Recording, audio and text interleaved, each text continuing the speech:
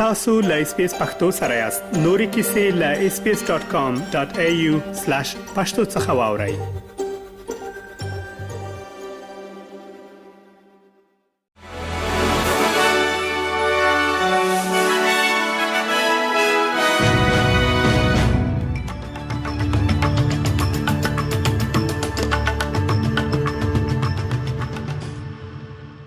سلامونه ستړي مشئ. نن دوشنبه د 2024 کال د جون د میاشتې 29مه نیټه ده چې د چنګاښ د میاشتې له 8 نیټې سره برابرېږي.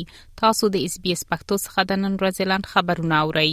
د يهودي ټولنو ضد تعصب او ټولنیز یووالي د شاهي کمیسیون اوریدنو دریم پړاو پیل شوی دی. په راتلونکو 2 اونیو کې به پر دې تمرکز وشي چې د يهودانو ضد تعصب په آنلاین ټولنو کې څنګه خبريږي، پر يهودي ټولنه څه اغیز کوي او د کرکې د بیان د مخنیوي لپاره اوسنۍ تګلارې څومره اغیزمنې دي. د نن ورځې په شاهدانو کې ارسن اوستروفسکی د بوندای د پریډیو ژوندۍ پاتې شوی کس دی چې د انټرنیټي دسیسو هدف ګرځیدلی وو او سوداګر سټیفن لووی هم شامل دی.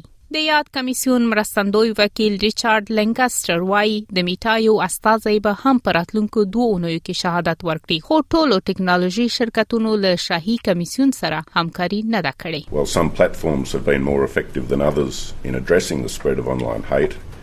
The responses of social media platforms to online hate are too often opaque, slow and reactive. Some of the platforms have engaged meaningfully with the Commission.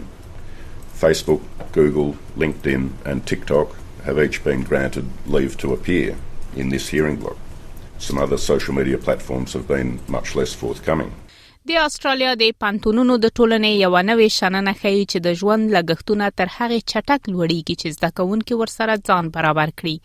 دا اوس مهال د پانتون فیسونه د استرالیا په تاریخ کې تر ټولو لوړې کچې ته رسیدلی دي. هغه کسان چې د پانتون د زده کړو پور یا HECS لري د کال په اوږدو کې پیسې ورکوي، خو دا پیسې د پور له مجموعي حساب څخه تر هغې نه کمیږي چې د جولای په میاشت کې د مالیې بیرته ورکړه تر سره نشي. خپلواک استازي مونیک رایان نن د جون په 29مه پارلمان ته یو لایحه وړاندې کوي چې د شاخص اچونې نیټه بدله کړي. هغه وايي دا بدلون به په لسو کلونو کې د پانتون فارغانو ته تر 3.2 میلیارډ ډالر سپما کړي.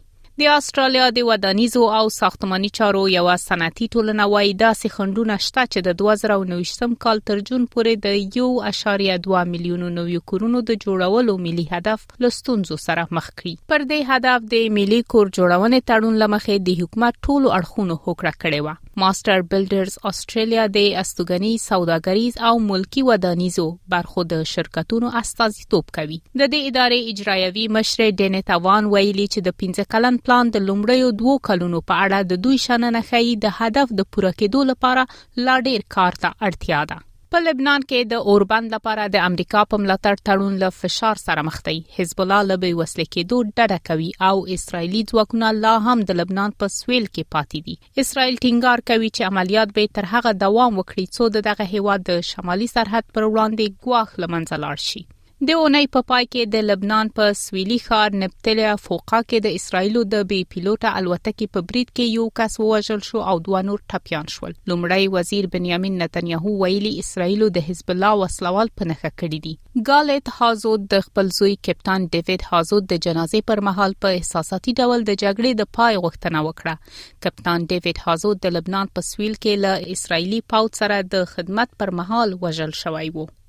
د پاکستان جنگي الوتکو یو ځل بیا د افغانستان ختیځ کې په کونړ او په سویل ختیځ کې د پکتیا او پکتیکا په څمکنیو او ګیان ولسوالیو کې هوایي بریدونه کړي دي. د طالبانو ویان ذبیح الله مجاهد وايي په دغه بریدونو کې ملکی خلک په نښه شوي او د ښځو او ماشومانو په ګډون پکې لسګونو ملکیانو ته مرګ ژوبله اوښتې ده. د پاکستان حکومت ویلي و چې په پکتیا او پکتیکا او کونړ کې د پاکستانی طالبانو تحریک او جماعت الاحرار په اړوند وسلوالو بریدونه کړي او 25 وسلوال یې وژلي دي. سرچینې وايي په یادو بریدونو کې په افغانستان کې شاوخوا 100 کسان شهیدان او ټپيان شوي دي. دا د نن ورځې لاند خبرونه چې ما سمې شفیقي تاسو ته وړاندې کړل. تر بیا ښې چارې ولرئ.